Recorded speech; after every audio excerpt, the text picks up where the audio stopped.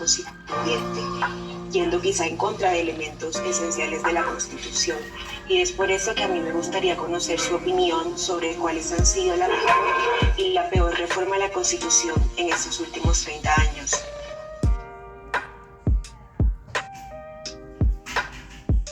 Buenos días, Estefanía. Buenos días a todos los constituyentes y a las personas que nos escuchan. Por intermedio a todos los estudiantes. La verdad es que la Constitución ha tenido serios ataques desde el momento de la promulgación. Déjenme decirle que de pronto también nos faltó a los constituyentes enfrentar con mejores instrumentos decisiones tomadas por la Constitución, por la constituyente, que nos permitieran haber jugado un rol más destacado en el proceso mismo de implementación de la Constitución. En esto creo que de pronto puedo tener diferencias con algunos compañeros de la constituyente, pero lo voy a plantear porque me parece importante. Ustedes bien saben, conocen, que en medio de la constituyente, y para poder garantizar su desarrollo, el presidente de la República tomó la determinación de cierre del Congreso que contó con nuestro aval. Esto generó,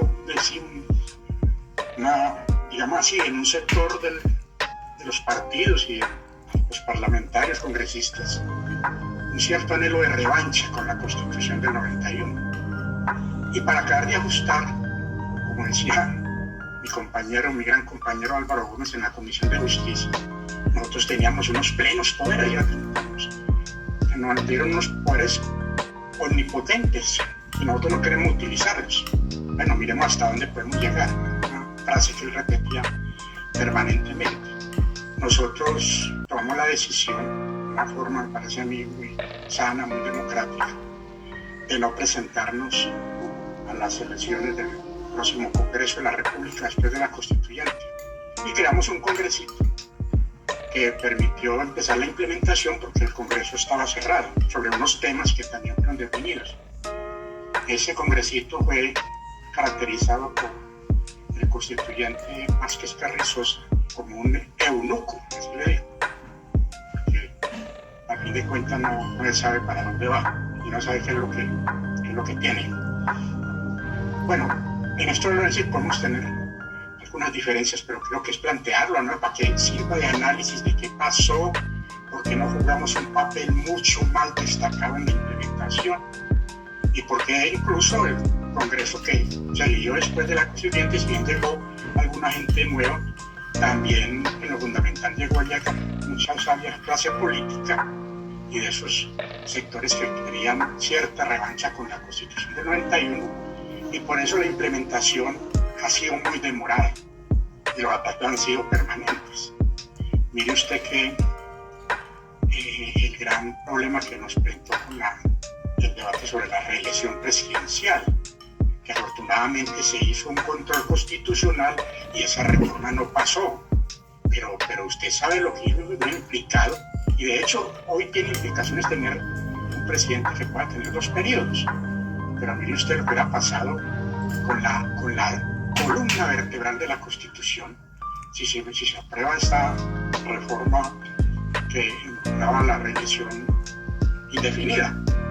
La Constitución creó unos pesos y contrapesos para que efectivamente uno de los poderes o los poderes mantuvieran la autonomía, pero la coordinación para la implementación de las políticas de la Constitución y la ley del Estado. Pero al romperse este problema de los periodos de elección, si se continuara, y aún así hoy tenemos problemas con lo que está pasando con los órganos de control, el Poder Ejecutivo en particular entraba a tener una incidencia casi que autónoma, fuerte sobre los demás poderes. Lo que está pasando ahora, mire, ¿qué tal si no se para ese es el proyecto de reelección que probablemente la Corte Constitucional lo hizo? Pero esa reforma que ya tumbó, pero que tuvo algunas implicaciones y sobre todo creó una mentalidad y una cultura de que era posible trabajar más a fondo el dominio del poder ejecutivo sobre los demás poderes, fue muy perjudicial. El que el presidente el órgano ejecutivo tenga que incidir en la elección de sus órganos que lo van a controlar, de la propia gente que va a dirigir órganos de control, eso tiene incidencias serias. Mire hoy qué pasa, que frente a su pregunta estamos viendo, es una de las reformas más nefastas que tuvo la posibilidad de ser controlada, pero tuvo unos efectos sobre la población. Hoy qué está pasando, precisamente, aún sin que haya pasado esa reforma de la reelección, pero que, por insistir, se creó unos efectos que han perdurado por años de caudillismo, de liderazgos, digamos, no necesarios, autoritarios, totalitarios. Y entonces los organismos de control, sus gerentes, sus directores, son elegidos por el mismo poder ejecutivo, claro, de ternas, donde intervienen otros actores, pero en lo fundamental hay muchos de ellos salen del propio gobierno al organismo de control a controlar las acciones de quien los nombró. ¿Y de dónde salió el fiscal general? ¿De dónde salió la procuradora? ¿De dónde ha salido el contralor? O sea, tenemos un problema serio que va a la columna del Estado de Derecho. Del Estado de Derecho. Estamos hablando de la movilización, de la participación ciudadana, que son fundamentales, del papel del pueblo como constituyente primario, de todas estas jornadas, pero viene lo otro, es lo que se va creando en un Estado donde el Poder Ejecutivo entra realmente a dirigir la acción de todo el Estado, no solamente dentro del tema de coordinación, sino de que los propios poderes de control son los que en última hora lo van a controlar a él que los eligió.